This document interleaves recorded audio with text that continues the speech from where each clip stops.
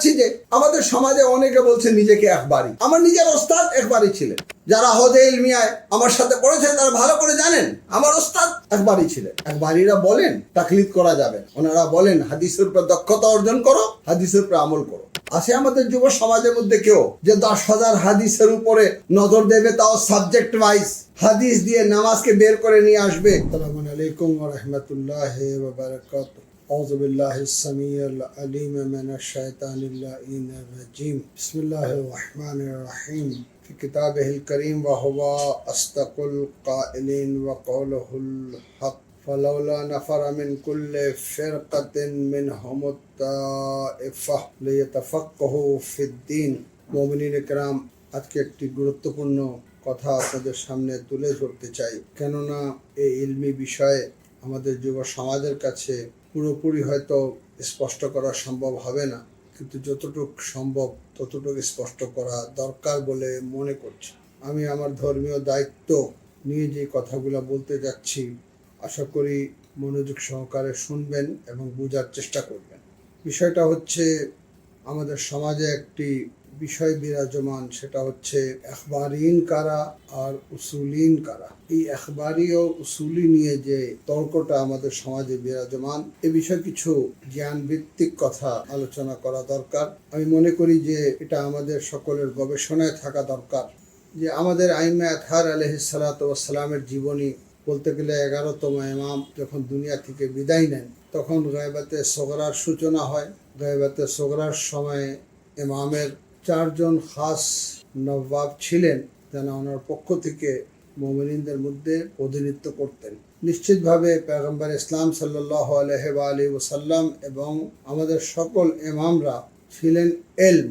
ওনার পর্যন্ত পৌঁছানো অর্থই হচ্ছে আমরা ইলম পর্যন্ত পৌঁছাতে পেরেছি।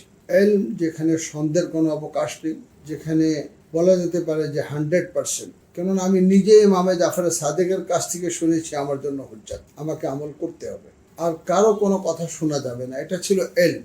কিন্তু ইমামে জামান আজ্জাল্লাহু তাআলা ফরদুহ শরীফের গায়বাতে সগরার সমাপ্ত হওয়ার পর যে 4 জন নায়েব ছিলেন, ওনাদের নায়েবে খাস হওয়ার যে যুগটা সেটাও সমাপ্ত হয়ে যায়। তখন প্রশ্ন জাগ্রত হয় যে মুমিনদের কি করা উচিত। নিশ্চিতভাবে গায়বাতে কুবরার সূচনার পরেও ধরে নেওয়া যায় যে আরও 100 বছর পর্যন্ত ইমামের সাহাবীরা বেঁচে ছিলেন। ওনার ফিকহ সম্পর্কে জানতে গেলে ওনাদের কাছ থেকে সরাসরি বিষয়টা জানা এবং বোঝা সম্ভব ছিল। কিন্তু আস্তে আস্তে প্রয়োজন দেখা দিল যে এখন ইমামও অনুপস্থিত, ইমামের যে খাস সাহাবীরা ওনারাও কিন্তু বিদায় নিচ্ছেন। অপরদিকে যে ইসলামের শত্রুরা তাদের পক্ষ থেকে যে জাল হাদিস যেটা বনি উমাইয়ার সময় সূচনা হয়েছিল সেটা কিন্তু অব্যাহত রয়েছে। তো এরকম একটি অবস্থা সৃষ্টি হতে পারে যে ইমামের গায়বাতে কুবরার পর মুমিনরা যেন পথভ্রষ্ট হয়ে যান সঠিক হেদায়েত না পাওয়ার কারণে। তো আমাদের উলামায়ে কেরাম তখনই কিন্তু হাদিস সংগ্রহ করার যে সূচনা অনেক আগেই শুরু হয়েছিল সেটাকে আরো জোরে সোরে শুরু করলেন, এবং কি হাদিসগুলো একত্রিত করতে এটাও বিবেচনা করতেন না যে হাদিসটা সহিহ নাকি যায়িফ, কেন সেই সময় ওনাদের হাতে ছিল না। চেষ্টা এটাই ছিল যে পয়গম্বর ইসলাম সাল্লাল্লাহু আলাইহি ওয়াসাল্লাম থেকে নিয়ে আমাদের 12তম ইমাম পর্যন্ত যে হাদিসগুলি রয়েছে, যে হাদিসগুলি আমরা শুনতে পাচ্ছি, জানতে পাচ্ছি, এগুলাকে আমরা লিপিবদ্ধ করি এবং লিপিবদ্ধ করা হলো। ওখানে কিন্তু হাদিসে হাসানও রয়েছে, এমনও হাদিস রয়েছে যেটা হচ্ছে যায়িফ। তখন কিন্তু ইলমে রিজাল নিয়ে অর্থাৎ রাবিয়ানে হাদিসের ব্যক্তিগত জীবন যে কতটা বিশ্বাস্ত সেটার উপরে খুব বেশি কাজ করার সুযোগ ছিল না। আমরা দেখতে পাচ্ছি গায়বাতে কুবরার পর যে সকল মুহাদ্দিসিনরা হাদিস একত্রিত করেছেন, আমাদের সকলের সালাম হোক ওনাদের উপরে। ওনারা মাযহাব রক্ষায় গুরুত্বপূর্ণ ভূমিকা পালন করেছেন। যদিও এই মাযহাব আল্লাহ রাব্বুল আলামিনের মনোনীত দ্বীনে মুবিনে ইসলাম, আল্লাহ রক্ষা করবেন। কারবালায় ইমামে যায়নুল আবদিন আলাইহিস সালাতু ওয়াস সালাম এবং ওনার সঙ্গী সাথীর মধ্যে দ্বীন সীমাবদ্ধ হয়ে গিয়েছিল, আল্লাহ রাব্বুল আলামিন সেই সময় রক্ষা করেছেন। তো ইমামতে গায়বাতে কুবরার পরেও দ্বীন রক্ষা, ইমাম চলে যাওয়ার পর আল্লাহ রাব্বুল আলামিন অবশ্যই দ্বীন রক্ষা করবেন। কিন্তু দ্বীন রক্ষা করার যে ওসিলা, সে ওসিলা আমরা দেখতে পাচ্ছি যে আমাদের মুহাদ্দিসিনে কেরাম ওনারা সব ধরনের হাদিসগুলোকে একত্রিত করেছে। যখন এইভাবে যুগ অতিবাহিত হতে থাকলো তখন স্পষ্ট হলো যে অনেক যায়িফ হাদিসও সংকলিত হয়েছে। আমরা সকলেই জানি যে ইমামে মুহাম্মদ বাকর আলাইহিস সালাতু ওয়াস সালামের যুগ থেকেই যে হজে ইলমিয়ার সূচনা হয়েছিল, সে ইমামে জাফর সাদিক আলাইহিস সালাতু ওয়াস সালামের যুগে ব্যাপক আকার ধারণ করে। এবং ইমামে জাফর সাদিক আলাইহিস সালাতু ওয়াস সালাম এই বিষয়কে লক্ষ্য রেখে যে একদিন আমরা উপস্থিত থাকবো না, ইমাম থাকলেও পর্দায়ে গায়বাতে থাকবে, তখন মুমিনিনরা যেন পথভ্রষ্ট না হয়ে যান, তিনি কোরআন ও হাদিস দিয়ে কিভাবে কাশফে আহকাম করতে হয়, আহকাম কিভাবে বের করতে হয়, সেই পদ্ধতির শিক্ষা দিলেন। এবং ইমামে জাফর সাদিক আলাইহিস সালাতু ওয়াস সালামের এই ভূমিকার পরই আমি দেখতে পাচ্ছি যে আমাদের আহলে সুন্নাত ওয়াল জামাতের মধ্যে যে সকল ফকিহ, যে সকল মুজতাহিদরা রয়েছেন, তারা অধিকাংশই কিন্তু ইমামের ছাত্র।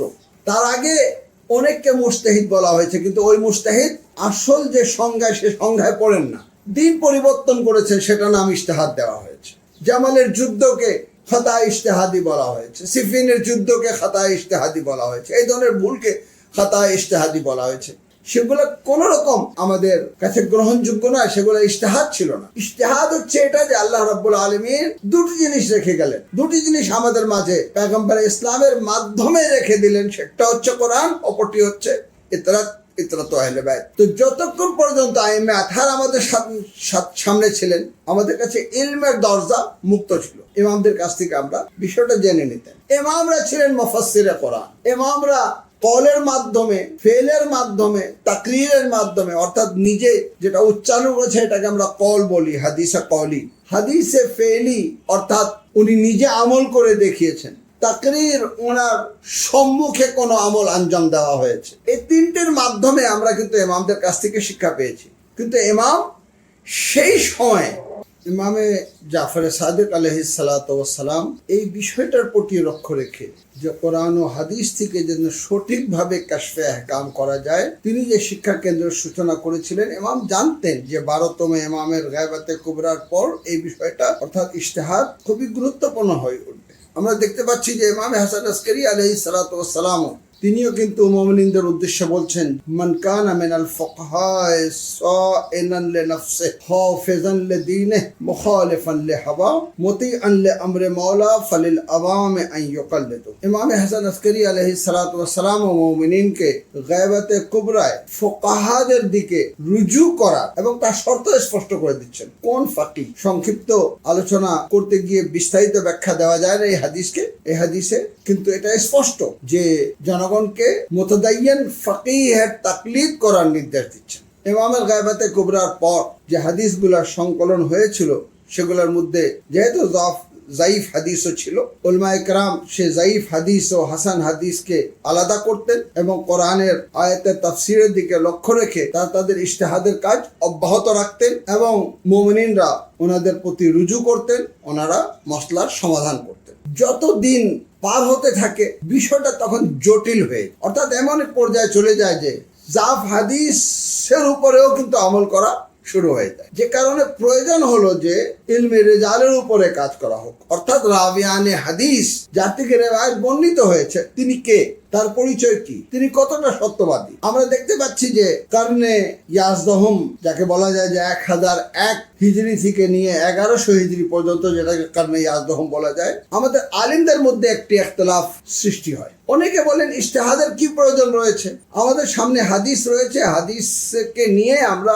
কিভাবে আইমে আতহার আমল করতেন তার উপরে আমরা আমল করতে পারব। এবং যাদেরকে ইখবারি নাম দেওয়া হয়, সর্বপ্রথম মেলাল ও নেহাল আল্লামা শাহরিস্তানি, তিনি এই সকল আলিমদেরকে যারা শুধু হাদিসের প্রতি ওনাদের দৃষ্টি ছিল, একবারই নাম দিলেন। ওনারা তখন বলা শুরু করলেন যে ইজতিহাদের কোনো প্রয়োজন নেই, আমাদের কাছে হাদিস রয়েছে, কোরআন আমাদের জন্য হুজ্জত না। এই জন্য যে কোরআন লাহনুল খিতাব হচ্ছে পয়গম্বর ইসলাম সাল্লাল্লাহু আলাইহি ওয়া আলিহি ওয়াসাল্লাম থেকে, এবং তার ইলম আইমে আতহার আলাইহিস সালাতু ওয়াস সালামের কাছে রয়েছে, রাসিখুনা ফিল ইলম, ওনারাই কোরআনের ব্যাখ্যা করবেন। আমরা কোরআনের ব্যাখ্যা করা এবং কোরআনকে বুঝার আমাদের কোনো অধিকার নেই, শুধু হাদিস এবং তার উপরে আমরা আমল করব। আমাদের সালাম হোক এই ইখবারি আলিমদের উপরে, যারা হাদিসের উপরে এত দক্ষতা রাখতেন, হাজার হাজার হাদিস ওনাদের জানা ছিল, যে হাদিস জানার কারণে ওনারা মুজতাহিদ সমপর্যায়ে পৌঁছে যেতেন এবং আহকামকে ওই হাদিসের মাধ্যমে বোঝার চেষ্টা করতেন। আজকে আমরা যদি তওদিল মাসালে দেখি, প্রত্যেক মুজতাহিদই এই কথা লিখেছেন যে যিনি ইজতিহাদের পর্যায়ে পৌঁছে যান তাদের উপরে তাকলিদ হারাম। যে কথা ইখবারিনরা আগে থেকে বলে আসছেন যে তাকলিদ হারাম, সে কথা কিন্তু মুজতাহিদিনরা যারা উসুলিন তারাও কিন্তু এই কথা বলেন। যিনি মুজতাহিদ হয়েছে তার উচিত তার নিজস্ব ইজতিহাদের উপরে আমল করা। তাহলে যদি এতই হাদিসের উপরে আমার দক্ষতা আমি অর্জন করতে পারি, একজন মুহাদ্দিস যদি হয়ে যায়, হাদিস থেকেই যদি আমি আহকাম বের করতে পারি, তো তাদের প্রতি সম্মান প্রদর্শন করা এটা একটি দায়িত্ব। কিন্তু উসুলিনদের বক্তব্য সবসময় এটাই ছিল যে সাদিক আলে মোহাম্মদ ইমামে জাফর সাদিক আলাইহিস সালাতু ওয়াস সালাম যে ইজতিহাদের আমাদের শিক্ষা দিয়েছেন, আমরা সেই শিক্ষার আলোতে আমরা ইজতিহাদ করব এবং যিনি শ্রেষ্ঠ মুজতাহিদ হবে জনগণ কিন্তু তার কাছ থেকে জিজ্ঞেস করবে, ঠিক ওইভাবে যেভাবে বিশেষজ্ঞর কাছ থেকে একটা কিছু আমাদের শিখতে হয়, জানতে হয়। আমি বাড়ি তৈরি করতে যাচ্ছি, আমাকে অবশ্যই আর্কিটেক্টের কাছে যেতে হবে, অবশ্যই বাড়ি নির্মাণ বিষয়ে যিনি জ্ঞানী ইঞ্জিনিয়ার তার কাছে যেতে হবে, তার কথা শুনতে হবে। আমি অসুস্থ হয়ে গেলে অবশ্যই বিশেষজ্ঞ চিকিৎসকের কাছে যেতে হবে। ঠিক এইভাবে জ্ঞান অর্জন করার জন্য ধর্মীয় জ্ঞান, ধর্মীয় বিশেষজ্ঞর কাছে আমাকে যেতে হবে। আর না হয় হাজার হাজার হাদিসের উপরে জ্ঞান অর্জন করতে হবে এবং মুহাদ্দিস পর্যায়ে নিজেকে নিয়ে যেতে হবে। দুটো ছাড়া তৃতীয় কোনো পথ নেই। আমরা দেখতে পাচ্ছি যে যিনি এই ইখবারীদের বিষয়ে সর্বপ্রথম মুখ খুলেছিলেন এবং ইখবারী দাবিদার ছিলেন আল্লামা মুহাম্মদ আমিন ইসরাবাদী, অত্যন্ত দক্ষতা সম্পন্ন আলিম ছিলেন। সেই সময়ে ইখবারী আর উসুলি নিয়ে যে তর্ক, সেটা আলিমদের মধ্যে ছিল, জনগণ পর্যায়ে আসেনি। জনগণ পর্যায়ে আসতেই পারে না, আসবে কি করে? জনগণ তো এতটা জ্ঞান রাখে না যে হাজার হাজার হাদিসের প্রতি তাদের দৃষ্টি থাকবে। যদি আল্লাহ আমাকে তৌফিক দেয়, আমি যদি চলে যাই এবং ইজতিহাদ পর্যায়ে পৌঁছে যাই, নিশ্চিতভাবে আমার উপর তাকলিদ হারাম। তাকলিদ বলতে মুজতাহিদকে অনুসরণ করা, অনুকরণ করা না। তাকলিদ বলতে মুজতাহিদের ইচ্ছার প্রতিফলন ঘটেছে সেটাকে গ্রহণ করা না। তাকলিদ মানে উনি জ্ঞানী, কোরআন ও হাদিস থেকে উনি বিষয়টা বুঝেছেন, আমি ওনার কাছ থেকে সহজভাবে সেটাকে গ্রহণ করে নিচ্ছি, এটা হচ্ছে তাকলিদ। আজকে যে বিষয়টা বলা হয় যারা মুজতাহিদ না, যারা মাসুম না, তার তাকলিদ করা যাবে না। কোন মুজতাহিদ ব্যক্তিগত ইচ্ছার প্রতিফলন কিন্তু মসলার মধ্যে ঘটছে না। যা বলছেন কোরআন ও হাদিস থেকে, কোরআন ও হাদিস থেকে যদি বলে থাকেন তো না করার কোনো সুযোগ রয়েছে?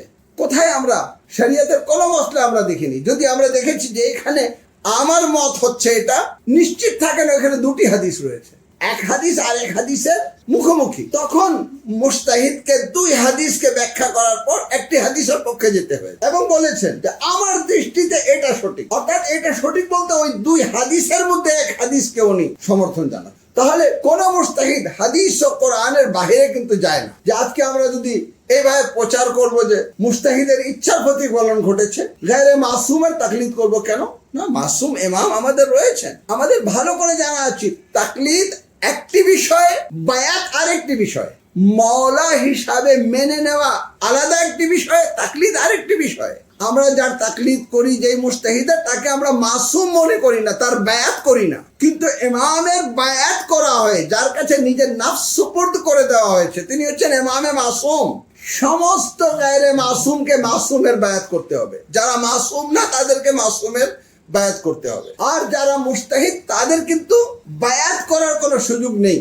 শুধু উনি যেহেতু দক্ষতা অর্জন করেছেন, বিশেষজ্ঞ হয়েছেন, কোরআন বলছে ফাসালু আহলা যিকর ইন কুনতুম লা তা'লামুন, জিজ্ঞেস করো আহলে যিকরকে যদি তোমার জানা না থাকে। একটা সাধারণ মানুষ কোথায় যাবে? তাকে পথ দেখানো হচ্ছে, যাও মুজতাহিদের কাছে, তার কাছে কোরআনের জ্ঞান রয়েছে, তার কাছে হাদিসের জ্ঞান রয়েছে। কিন্তু ইসলামের শত্রুরা তারা চুপ করে বসেনি। তারা জানে যে মানুষের বিবেককে যদি পরিবর্তন করতে পারে তো একমাত্র মাযহাবে আহলে বায়ত রয়েছে, মাকতাবে আহলে বায়ত, যে মানুষের চেতনাকে পরিবর্তন করে, যে মানুষের বিবেককে পরিবর্তন করে, যে জালিমদের বিরুদ্ধে রুখে দাঁড়াবার শিক্ষা দেয়। এই মাযহাবকে দুর্বল করতে হবে। দুর্বল করার জন্য তাদের ষড়যন্ত্র সবসময় অব্যাহত ছিল। কখনো বাহাই রূপে দেখা গেল আত্মপ্রকাশ করলো, একটি ফিতনা। আমাদেরই যুগে কিছুদিন পর্যন্ত ইহকাকি বলে একটি ফিতনা ছিল, তফজিলি হিসাবে একটি ফিতনা আমাদের মাঝে ছিল। এখন আমরা দেখতে পাচ্ছি যে আমাদের সমাজে অনেকে বলছে নিজেকে ইখবারী। আরে ইখবারী, আমার নিজের ওস্তাদ ইখবারী ছিলেন, আমার নিজের ওস্তাদ। আমি এখানে নাম বলছি না, যারা হদে ইলমিয়ায় আমার সাথে পড়েছেন তারা ভালো করে জানেন আমার ওস্তাদ ইখবারী ছিলেন। আমি ওর কাছে যেতাম, দরে হাদিসে শরীক হয়েছি। আমি ওনাকে একদিন প্রশ্ন করি যে আপনি তো এত হাদিসে দক্ষতা রাখেন, আপনি একজন একবারই মুস্তাহিদ, একবারই আলিম, আপনার ছেলেরা কি করে? তিনি বুঝতে পেরেছিলেন, মুস্কি হাসি এসে বললেন, ছেলেরা বাবাকে অনুসরণ করে, বাবাকে মেনে চলে, বাবা যা বলে তাই। আমরা বাবা যা বলে তাই, এটা তো তাকলিদ, আপনি তো তাকলিদের বিরুদ্ধে। তিনি হেসে দিলেন। একজন মুহাদ্দিস যে হাদিসের উপরে দক্ষতা অর্জন করেছে তার কথা যদি মেনে নি, এটা তো তাকলিদ। শুধু পার্থক্য হচ্ছে এনি শুধু হাদিস দিয়ে এহকামকে বের করে নিয়ে আসছেন, আর উসুলিনরা কোরআন ও হাদিস। উসুলিনদের কাছে কোরআন ও হাদিস হচ্ছে হুজ্জাত, ইখবারীদের কাছে শুধু হাদিস হচ্ছে হুজ্জাত। কিন্তু তারা উচ্চ পর্যায়ের আলিম। উচ্চ পর্যায়ের আলিমের মধ্যে এখনো ইরান, ইরাক, বিভিন্ন জায়গায় উসুলি এবং ইখবারী আলিমরা রয়েছেন, এবং ইখবারী আলিমের ক্লাসে শত শত ছাত্ররা যায়, উপস্থিত হয়। কোনো ফিতনা তো আমরা দেখি না, কোনো ঝগড়া তো আমরা দেখি না। একবারীরা বলেন তাকলিদ করা যাবে, ওনারা বলেন হাদিসের উপর দক্ষতা অর্জন করো, হাদিসের উপর আমল করো। আছে আমাদের যুব সমাজের মধ্যে কেউ যে 10,000 হাদিসের উপরে নজর দেবে, তাও সাবজেক্ট ওয়াইজ, হাদিস দিয়ে নামাজকে বের করে নিয়ে আসবে, হাদিস দিয়ে রোজাকে বের করে নিয়ে আসবে, হাদিস দিয়ে হাজকে বের করে নিয়ে আসবে। আজকে যারা একবারই দাবি করছে তারাও কিন্তু ওই উসুলিনদের ইজতিহাদের মাধ্যমে যে চিত্রটা ইসলামের সামনে এসেছে তার উপরে আমল করছে। হাদিসে কোনো রুকুর ছবি আঁকা নেই।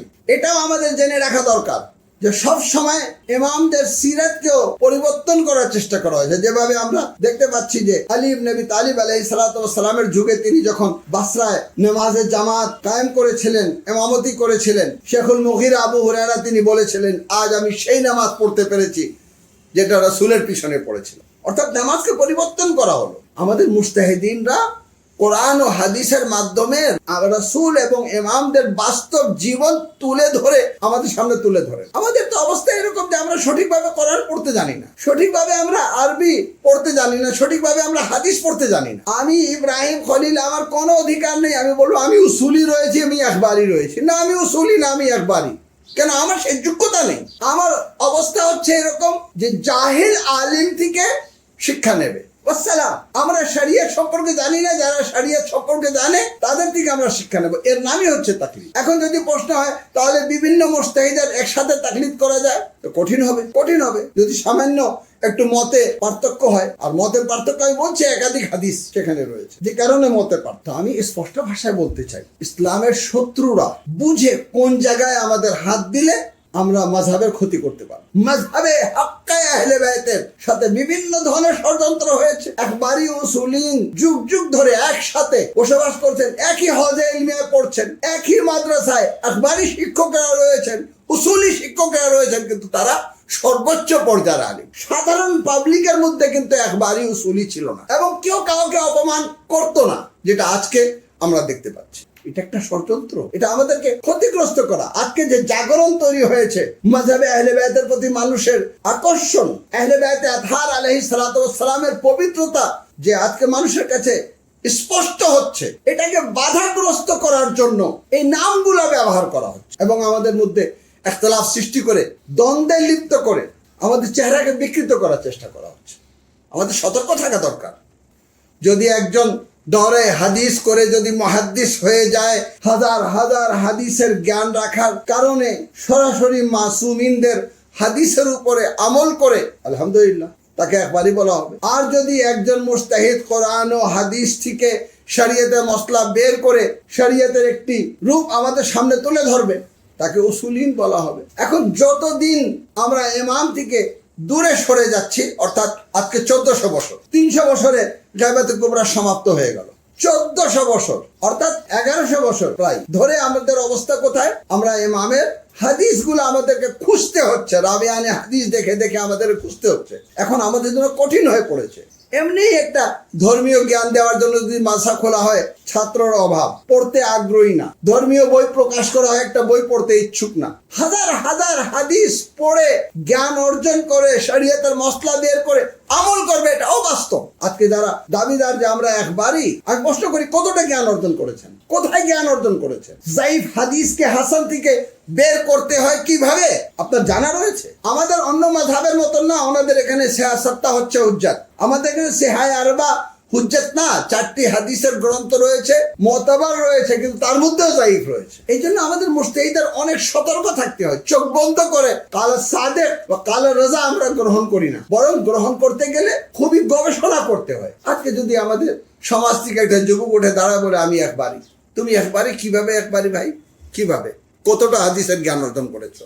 কয়টা হাদিস তোমার মুখস্থ আছে? ইলমে রেজাল সম্পর্কে তোমার জ্ঞান কি? কতটা আরবি তুমি বুঝতে পারো? কতটা ফাসাহাতে আরব থেকে তুমি অবগত আছো? নিশ্চিতভাবে বলবা পাকিস্তানে হমুক একবারই এই কথা বলেছে, ইন্ডিয়াতে হমুক একবারই এই কথা বলেছে। হমুক একবারির কথা তুলে ধরা, পাকিস্তানে কোন একবারির কথা তুলে ধরা, এগুলো তো তাকলিদ।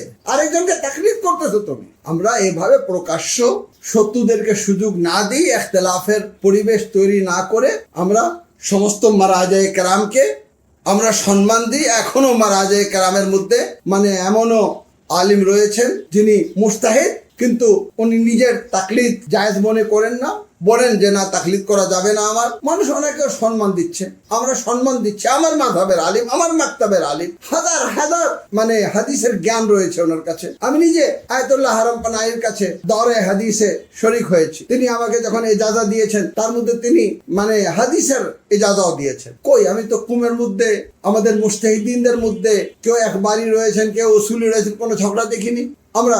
আমাদের ওস্তাদ ছিলেন যারা হাদিসে দক্ষতা রাখতেন, আমরা তাদের কাছে গিয়ে ক্লাসে শরীক হতাম, কোনো একতলাপ ছিল না। আজকে কেন একতলাপ? একবারিদের মজলিস আলাদা, উসুলিনদের মজলিস আলাদা। কোথায় পেয়েছেন এটা? উসুলি আর একবারি 1100 বছর আগে ইতিহাসে আলোচনা হয়েছে, সেখান থেকে এটা সূচনা হয়েছে। এটা ইলমি একটি আলোচনা। এটাকে আমরা নিয়ে আসি বাস্তবে সমাজে একে অপরকে গালাগালি করা, একে অপরকে বিরোধিতা করা, একে অপরের মধ্যে দ্বন্দ্ব সৃষ্টি করা, সমাজকে দুই ভাগে বিভক্ত করে দেওয়া, দাবি করা যে না আমরাই আসল শিয়া, উসুলিন আসল শিয়া না। উসুলিন বলবে আমরা আসল শিয়া, একবারিন আসল শিয়া না।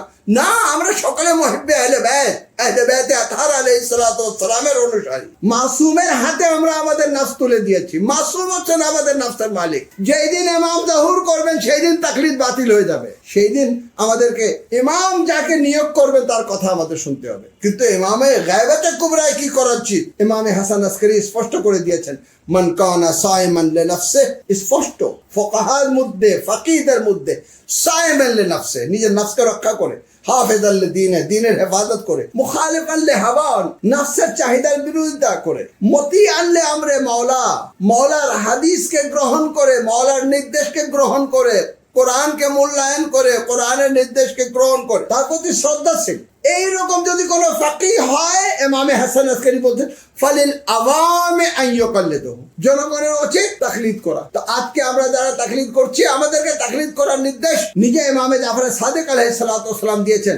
সময় নেই, না হলে আমি সে হাদিসগুলোও তুলে ধরব। নিজে ইমামে হাসান আসকারী আলাইহিস সালাতু ওয়াস সালাম আমাকে মুজতাহিদের তাকলিদ করতে, ফকিহের তাকলিদ করতে নির্দেশ দিয়েছেন। আল্লাহ রাব্বুল আলামিন জ্ঞান ভিত্তিক আলোচনা আমাদেরকে বুঝা তৌফিক দান করুক, যেন আমরা এই সূক্ষ্ম বিষয়গুলোকে আমরা যেন বুঝতে পারি। এটা উচ্চ পর্যায়ের জ্ঞান, এটা আমাদের মতন আলিমের বিষয়ও না। 2, 4, 5 বছর 10 বছর যারা পড়ালেখা করে এসে আমরা দিনের খিদমত করতেছি, আমাদের বিষয় না। এটা হচ্ছে মুজতাহিদ পর্যায়ে যারা 40 বছর 50 বছর পর্যন্ত ধর্মীয় জ্ঞান নিয়ে চর্চা করেছেন। খুবই আফসোসের বিষয় জওয়ানদের মধ্যে এগুলো নিয়ে আসা হলো। তুমি উসুলি, তুমি ইখবারি। আল্লাহ রাব্বুল আলামিন আমাদেরকে জ্ঞান অর্জন করার তৌফিক দান করুক। আমরা যে তাকলিদ করছি, এই তাকলিদ গায়রে মাসুমের না। যেভাবে হযরত মুসলিম ইবনে আকিল এসেছিলেন, অনেকে ওনার হাতে বায়াত করেননি, এই বলে বায়াত করেননি যে উনি মাসুম না, আমরা ইমামের হাতে বায়াত করব। কেমন একটি ঘটনা ঘটে গেল, হযরত মুসলিম কিভাবে কুফায় শহীদ হলেন। যদি সেই দিন সকল মুমিনিনরা এই প্রশ্ন উত্থাপন না করে, যেহেতু তিনি ইমামের দূত, ইমামের পক্ষ থেকে এসেছেন, ওনার হাতে যদি বায়াত করতো, তাহলে কারবালার মতো মর্মান্তিক ঘটনা ঘটে। এগুলা এক ধরনের বাহানা যে আমি মুজতাহিদকে ফলো করব না। মুজতাহিদকে ফলো করা শরীয়তের মাসাইলে, কোরআন ও হাদিসে, নাকি ওনার জীবন আমার জন্য হুজ্জাত হয়ে গেল। ইমামের জীবন হুজ্জাত, উনি যদি কিয়াম করেন হুজ্জাত, উনি যদি বসে যান হুজ্জাত, উনি যদি যে আমলই করেন হুজ্জাত। আমাদের মুজতাহিদের ব্যক্তিগত জীবন আমাদের জন্য হুজ্জাত না। কোরআন ও হাদিসের আলোকে যেটা বলেন, যেহেতু কোরআন ও হাদিস আমাদের জন্য হুজ্জাত। আমরা তাকলিদ করি এই জন্য যে কোরআন ও হাদিস থেকে শরীয়তকে বের করে আমাদের সামনে নিয়ে আসছেন। এখানে এই কথা বলা যে আমি মানি না মানে কোরআন মানেন না মানে হাদিস মানেন না। আল্লাহ রাব্বুল আলামিন আমাদেরকে সঠিক জ্ঞান অর্জন করার তৌফিক দান করুক। ওয়া মা আলাইনা ইল্লাল বালাগ।